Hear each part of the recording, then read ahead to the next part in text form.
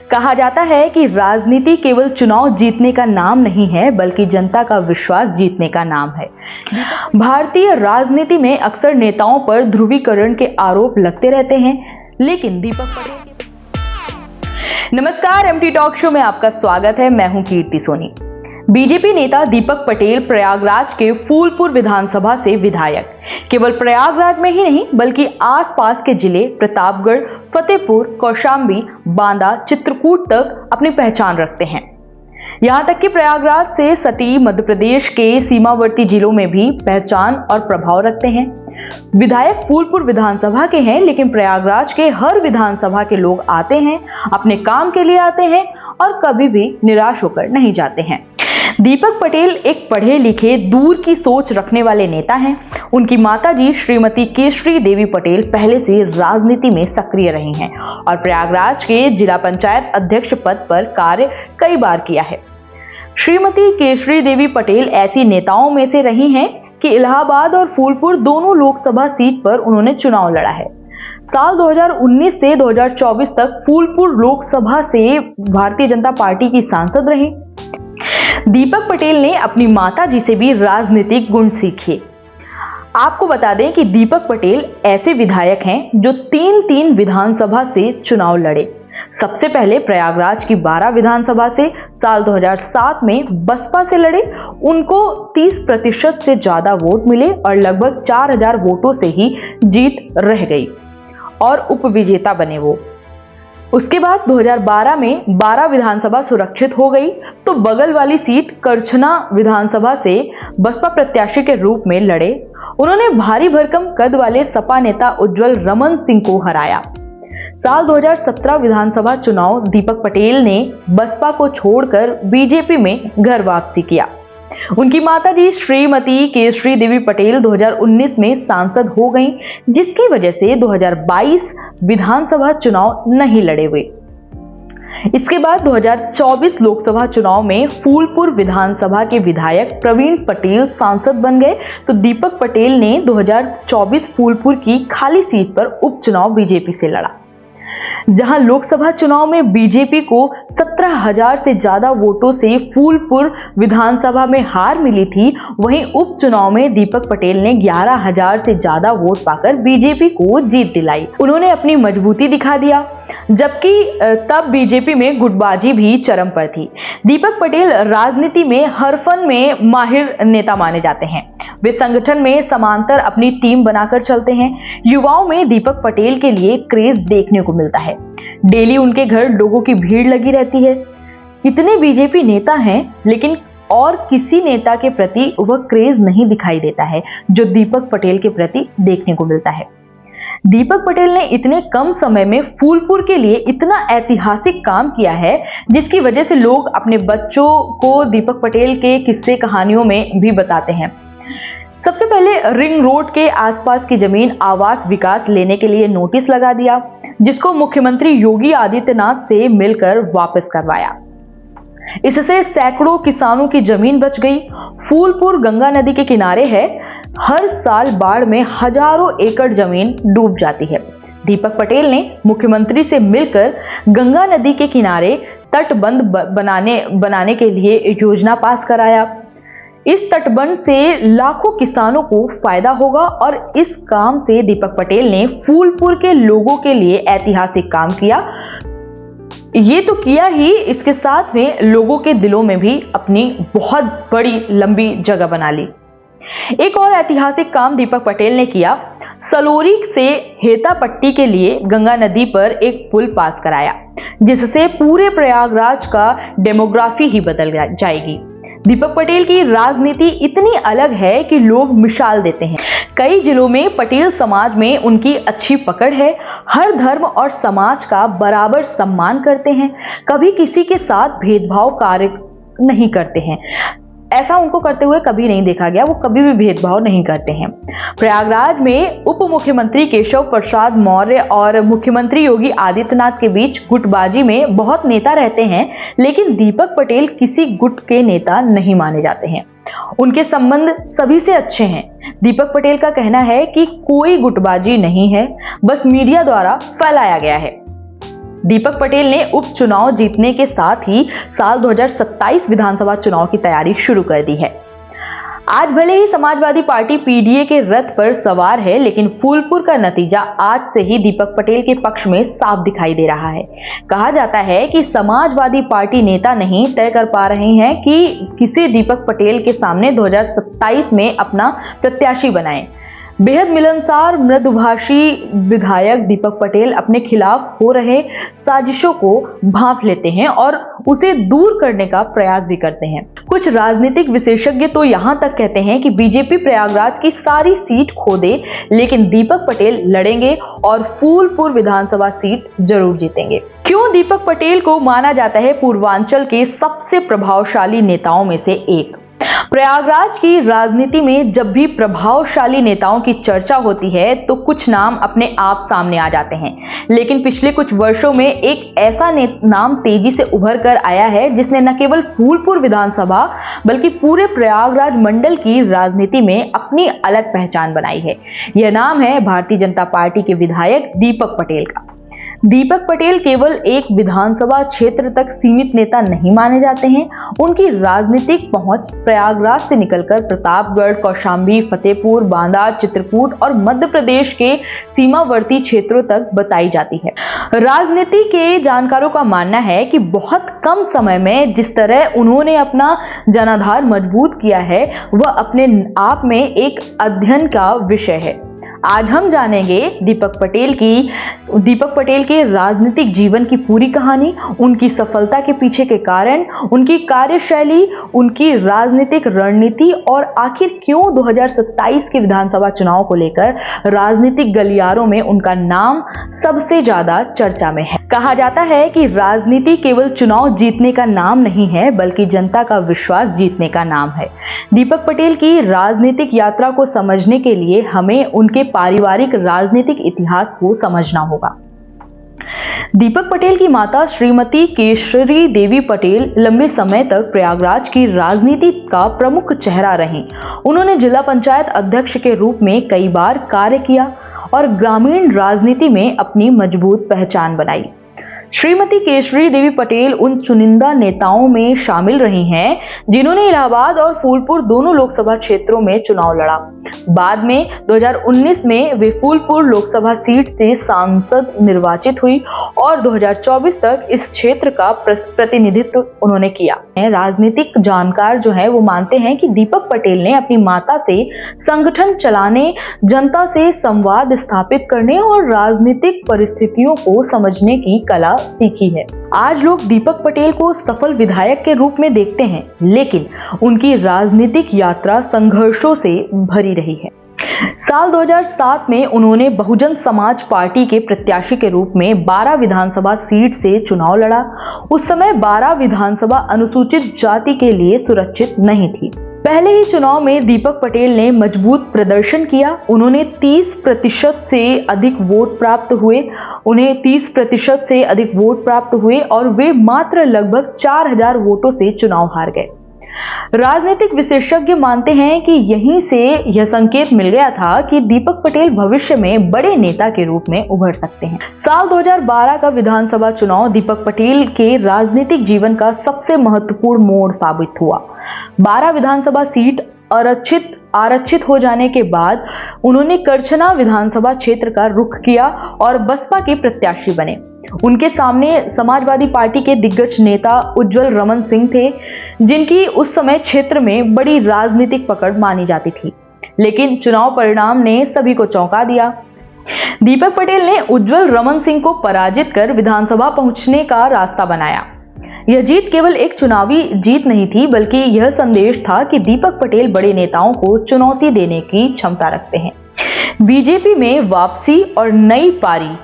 साल 2017 के विधानसभा चुनाव के बाद दीपक पटेल ने बसपा छोड़कर भारतीय जनता पार्टी का दामन थाम लिया। बीजेपी में आने के बाद उन्होंने संगठन और सरकार दोनों के साथ समन्वय बनाकर काम करना शुरू किया। इस दौरान उनकी माता केशरी देवी पटेल फूलपुर से सांसद बन गई। राजनीतिक परिस्थितियों के कारण दीपक पटेल 2022 का विधानसभा चुनाव नहीं लड़ सके।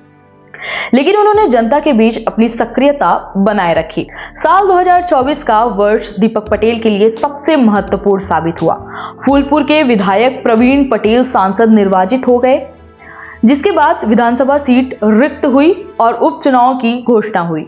लोकसभा चुनाव में फूलपुर विधानसभा क्षेत्र के अंतर्गत बीजेपी को लगभग 17,000 वोटों की बढ़त नहीं मिल सकी थी और पार्टी को चुनौती का सामना करना पड़ा था।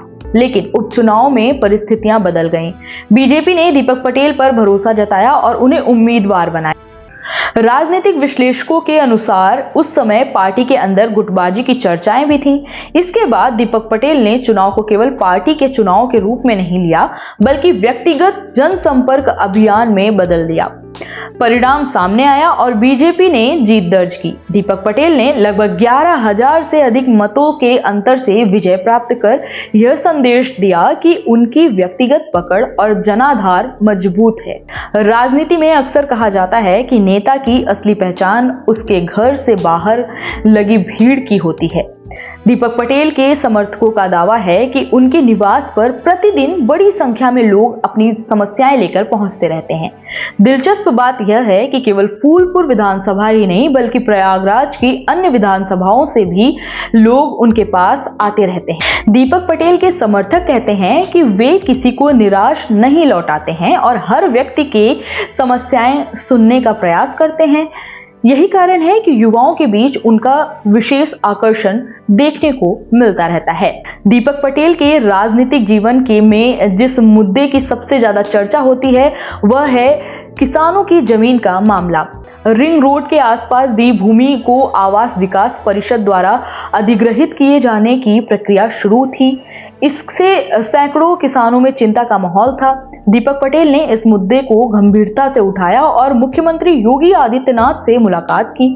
समर्थकों का दावा है कि उनके प्रयासों के बाद किसानों को राहत मिली और बड़ी संख्या में भूमि अधिग्रहण की आशंकाएं समाप्त हुईं। इस घटना के बाद ग्रामीण क्षेत्रों में उनकी लोकप्रियता और बढ़ी। फूलपुर क्षेत्र की सबसे बड़ी समस्याओं में से एक हर वर्ष आने वाली बाढ़ रही है। गंगा नदी के किनारे बसे हजारों किसान वर्षों से बाढ़ की समस्याएं झेलते रहे हैं। कहा जाता है कि दीपक पटेल ने इस विषय को सरकार के सामने मजबूती से रखा। इसके बाद तटबंध निर्माण की योजना को स्वीकृति मिली। यदि यह परियोजना पूरी तरह साकार होती है तो लाखों किसानों को इसका लाभ मिल सकता है। राजनीतिक विश्लेषक जो है वो मानते हैं कि यह परियोजना आने वाले वर्षों में फूलपुर की राजनीति की दिशा बदल सकती है। दीपक पटेल के समर्थक जिस दूसरे बड़े कार्य का उल्लेख करते हैं वह है सलोरी से हेतापट्टी के बीच गंगा नदी पर प्रस्तावित पुल। इस पुल के बनने से प्रयागराज के आवागमन, शहरी विस्तार और आर्थिक गतिविधियों पर बड़ा प्रभाव पड़ने की संभावनाएं जताई जाती हैं। विशेषज्ञ मानते हैं कि यह परियोजना केवल एक पुल नहीं बल्कि पूरे क्षेत्र के विकास का माध्यम बन सकती है। उत्तर प्रदेश की राजनीति में कई ऐसे नेता हैं जो अपने भाषणों से चर्चा में रहते हैं। कई ऐसे हैं जो अपने संगठन कौशल से पहचान बनाते हैं और कुछ ऐसे भी हैं जिनकी राजनीति केवल चुनाव जीतने तक सीमित नहीं रहती, बल्कि समाज के विभिन्न वर्गों के बीच विश्वास कायम करने पर आधारित होती है। प्रयागराज की फूलपुर विधानसभा से विधायक दीपक पटेल का नाम ऐसे ही नेताओं में लिया जाता है। एक ऐसा नेता जिसके बारे में समर्थक कहते हैं कि वह किसी एक जाति या वर्ग का नहीं बल्कि पूरे क्षेत्र का नेता बनने की कोशिश करता है। एक ऐसा नेता जो भाजपा में रहते हुए भी किसी गुट विशेष का हिस्सा नहीं माना जाता। एक ऐसा नेता जिसकी पहचान केवल फूलपुर तक सीमित नहीं है बल्कि प्रयागराज के साथ साथ प्रतापगढ़, कौशाम्बी, फतेहपुर, बांदा और चित्रकूट तक पटेल समाज और अन्य समुदायों में भी देखी जाती है। और शायद यही वजह है कि साल 2027 विधानसभा चुनाव की चर्चा शुरू होते ही राजनीतिक विश्लेषकों की नजर सबसे पहले फूलपुर सीट पर जाती है। क्या वास्तव में दीपक पटेल की राजनीति बाकी नेताओं से अलग है? क्या समाजवादी पार्टी के सामने सबसे बड़ी चुनौती उम्मीदवार तय करने की है? क्या फूलपुर में भाजपा की सबसे मजबूत सीटों में से एक सीट दीपक पटेल की बन चुकी है? और आखिर क्यों राजनीतिक जानकार यह तक कहते हैं कि अगर भाजपा को प्रयागराज में नुकसान हो जाए तब भी दीपक पटेल अपनी सीट बचा सकते हैं। इन्हीं सवालों पर आज हम विस्तार से चर्चा करेंगे। कौन है दीपक पटेल? फूलपुर विधानसभा की राजनीति को समझने के लिए सबसे पहले दीपक पटेल के राजनीतिक व्यक्तित्व को समझना जरूरी है। राजनीति में सफलता केवल चुनाव जीतने से नहीं मिलती। सफलता तब मिलती है जब नेता जनता के बीच अपनी स्थायी पहचान बना ले। दीपक पटेल की पहचान एक ऐसे नेता की है जो लगातार जनता के बीच मौजूद रहते हैं, चाहे सामाजिक कार्यक्रम हो, धार्मिक आयोजन हो, शैक्षणिक गतिविधियां हो या फिर किसी जरूरतमंद की सहायता का मामला हो। उनका नाम अक्सर सामने दिखाई ही देता है। उनके समर्थकों का कहना है कि दीपक पटेल की सबसे बड़ी ताकत उनकी उपलब्धता है। लोगों का मानना है कि उनसे मिलना कठिन नहीं है। यही कारण है कि समय के साथ साथ उनका जनाधार केवल राजनीतिक कार्यकर्ताओं तक सीमित नहीं है, बल्कि आम लोगों तक भी फैल चुका है। पटेल समाज में मजबूत पकड़। पूर्वांचल और मध्य उत्तर प्रदेश की राजनीति में पटेल समाज का प्रभाव किसी से छिपा नहीं है। प्रयागराज, कौशांबी, प्रतापगढ़, फतेहपुर, बांदा और चित्रकूट जैसे जिलों में पटेल समाज बड़ी संख्या में मौजूद है। दीपक पटेल इसी सामाजिक आधार से आते हैं, लेकिन उनकी राजनीति केवल जातीय समीकरणों तक सीमित नहीं दिखाई देती। यही कारण है कि पटेल समाज में मजबूत पकड़ होने के बावजूद उन्हें केवल एक जाति का नेता नहीं माना जाता। सामाजिक आयोजनों में उनकी सक्रियता और विभिन्न जिलों में लगातार संपर्क ने उन्हें व्यापक पहचान दे दी है। राजनीतिक विश्लेषकों का मानना है कि किसी भी नेता के लिए अपने मूल सामाजिक आधार को मजबूत रखना बेहद जरूरी होता है। दीपक पटेल इस मामले में सफल दिखाई देते हैं, लेकिन उनके राजनीतिक विस्तार का कारण केवल यही नहीं है। दीपक पटेल के बारे में उनके समर्थक जिस बात को सबसे ज्यादा दोहराते हैं वह है उनकी सामाजिक समरसता की राजनीति। उनके विरोधी भी शायद ही कभी उन पर किसी विशेष समुदाय के साथ भेदभाव के आरोप लगाते दिखाई देते हैं। हिंदू समाज के धार्मिक कार्यक्रमों में उनकी उपस्थिति हो या अन्य समुदायों के सामाजिक आयोजनों में सहभागिता, वे अक्सर हर मंच पर दिखाई ही देते हैं। यही वजह है कि फूलपुर क्षेत्र में उनकी छवि एक ऐसे नेता की बन गई है जो सभी को साथ लेकर चलने का प्रयास करते हैं। भारतीय राजनीति में अक्सर नेताओं पर ध्रुवीकरण के आरोप लगते रहते हैं, लेकिन दीपक पटेल के बारे में स्थानीय स्तर पर एक धारणा यह भी है कि वे टकराव की राजनीति से बचते हैं। वे संवाद की राजनीति को प्राथमिकता देते हैं और शायद यही कारण है कि अलग अलग समुदायों में उनकी स्वीकार्यता दिखाई देती है। प्रयागराज की राजनीति में एक चर्चा हमेशा बनी रहती है। यह चर्चा है कि मुख्यमंत्री योगी आदित्यनाथ और उप मुख्यमंत्री केशव प्रसाद मौर्य के समर्थक नेताओं के बीच कथित राजनीतिक खेमों की होती है। कई नेता किसी न किसी गुट से जुड़े हुए माने जाते हैं, लेकिन दीपक पटेल के बारे में यह धारणा अलग दिखाई देती है। उन्हें आमतौर पर किसी गुट का नेता नहीं माना जाता है। उनके संबंध पार्टी के लगभग सभी वरिष्ठ नेताओं से अच्छे बताए जाते हैं। खुद दीपक पटेल का भी कहना रहता है कि भाजपा में कोई गुटबाजी नहीं है और इस तरह की बातें मीडिया द्वारा बढ़ा चढ़ाकर प्रस्तुत की जाती हैं, चाहे यह राजनीतिक बयान हो या वास्तविक स्थिति। लेकिन इतना जरूर है कि दीपक पटेल ने खुद को किसी एक खेमे तक सीमित नहीं रखा है। यही वजह है कि संगठन और सरकार दोनों स्तरों पर उनके संबंध संतुलित माने जाते हैं। राजनीति में दूरदृष्टि रखने वाले नेता चुनाव खत्म होते ही अगले चुनाव की तैयारी शुरू कर देते हैं। दीपक पटेल के बारे में भी यही कहा जाता है। समर्थकों का मानना है कि उपचुनाव जीतने के बाद उन्होंने अगले विधानसभा चुनाव की तैयारी शुरू कर दी थी। लगातार क्षेत्रीय दौरे, कार्यकर्ताओं से संपर्क और सामाजिक कार्यक्रमों में सक्रियता इन्हीं रणनीति का हिस्सा मानी जाती है। साल 2027 का चुनाव भले अभी कुछ समय दूर हो, लेकिन राजनीति रूप से उसकी तैयारी बहुत पहले शुरू हो चुकी है। दीपक पटेल इस बात को समझते हैं कि केवल चुनाव के समय सक्रिय होने से जीत सुनिश्चित नहीं होती है। जनता के बीच निरंतर संपर्क जरूरी होता है और यही उनकी राजनीति की सबसे महत्वपूर्ण विशेषताओं में से एक मानी जाती है। साल 2024 के लोकसभा चुनाव के बाद उत्तर प्रदेश में समाजवादी पार्टी का आत्मविश्वास बढ़ा है।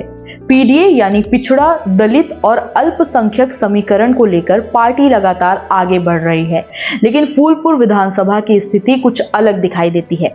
यहाँ सबसे बड़ी चर्चा उम्मीदवार को लेकर है। राजनीतिक गलियारों में कई नाम सामने आते हैं, लेकिन अभी तक कोई भी ऐसा चेहरा नहीं दिखाई देता जिसे लेकर सर्वसम्मति बन गई हो। यही कारण है कि राजनीतिक विश्लेषक मानते हैं कि समाजवादी पार्टी के सामने सबसे बड़ी चुनौती उम्मीदवार चयन की है, क्योंकि चुनाव केवल पार्टी नहीं लड़ती, उम्मीदवार की व्यक्तिगत छवि भी बहुत महत्वपूर्ण होती है। और फिलहाल दीपक पटेल के मुकाबले ऐसे सर्वमान्य चेहरे सामने नहीं दिखाई देता। हर सफल नेता की एक विशेष ताकत होती है। दीपक पटेल की ताकत उनकी मिलनसार छवि मानी जाती है। राजनीति में अक्सर नेता और जनता के बीच दूरी बढ़ जाती है, लेकिन उनके समर्थक कहते हैं कि दीपक पटेल आज भी उसी सहजता के साथ लोगों से मिलते हैं जैसे पहले मिलते थे। उनकी बातचीत की शैली सरल है, वे लोगों की बात ध्यान से सुनते हैं और यही गुण उन्हें आम जनता के बीच लोकप्रिय बनाते हैं। कई बार राजनीति में बड़े भाषणों से ज्यादा प्रभाव छोटे व्यवहार का होता है। दीपक पटेल की राजनीति इसी सिद्धांत पर आधारित दिखाई देती है। अध्याय 8, राजनीतिक साजिशों को समझने की क्षमता। राजनीति केवल लोकप्रियता का खेल नहीं है, यह रणनीति और सतर्कता का भी खेल है। कहा जाता है कि दीपक पटेल अपने खिलाफ बनने वाले राजनीतिक समीकरणों को जल्द समझ लेते हैं और फिर उन्हें संतुलित करने की कोशिश करते हैं। चाहे संगठन के भीतर की चुनौती हो या विपक्ष की रणनीतियां हो, वे उन्हें नजरअंदाज करने के बजाय उनका समाधान खोजने का प्रयास करते हैं। यह गुण किसी भी नेता को लंबे समय तक राजनीति में टिकाए रखने में मदद करता है। प्रयागराज जिले की राजनीति लगातार बदल रही है। कई सीटों पर राजनीतिक मुकाबले पहले से ज्यादा कठिन हो जा रहे हैं, लेकिन फूलपुर को लेकर एक अलग चर्चा ही सुनाई देती है। कुछ राजनीतिक विशेषज्ञ मानते हैं कि वर्तमान समय में भाजपा की सबसे सुरक्षित सीटों में से एक सीट फूलपुर हो सकती है। इसका कारण केवल पार्टी नहीं बल्कि उम्मीदवार की व्यक्तिगत छवि है। दीपक पटेल ने जिस प्रकार से क्षेत्र में अपना नेटवर्क बनाया है, उससे उन्हें व्यक्तिगत राजनीतिक लाभ मिलता दिखाई देता है। यही कारण है कि कई विश्लेषक कहते हैं कि यदि अन्य सीटों पर मुकाबला कठिन हो जाए, तब भी फूलपुर में भाजपा मजबूत रह सकती है। 2027 विधानसभा चुनाव अभी भविष्य की बात है। राजनीति में 2 साल बहुत लंबा समय होता है। समीकरण बदलते हैं, माहौल बदलता है, उम्मीदवार बदलते हैं, लेकिन वर्तमान स्थिति को देखकर इतना जरूर कहा जा सकता है कि फूलपुर विधानसभा में दीपक पटेल एक मजबूत दावेदार के रूप में दिखाई देते हैं। उनके पक्ष में संगठन है, जनसंपर्क है, सामाजिक आधार है और व्यक्तिगत छवि भी है। वहीं विपक्ष के सामने उम्मीदवार चयन और मजबूत स्थानीय नेतृत्व तैयार करने की उम्मीद दिखाई देती है। फूलपुर की राजनीति केवल एक विधानसभा सीट की कहानी नहीं है, यह उस राजनीतिक मॉडल की कहानी भी है जिसमें नेता जातीय आधार से आगे बढ़कर व्यापक सामाजिक स्वीकार्यता बनाने की कोशिश करता है। दीपक पटेल के समर्थक उन्हें इसी मॉडल का प्रतिनिधि मानते हैं।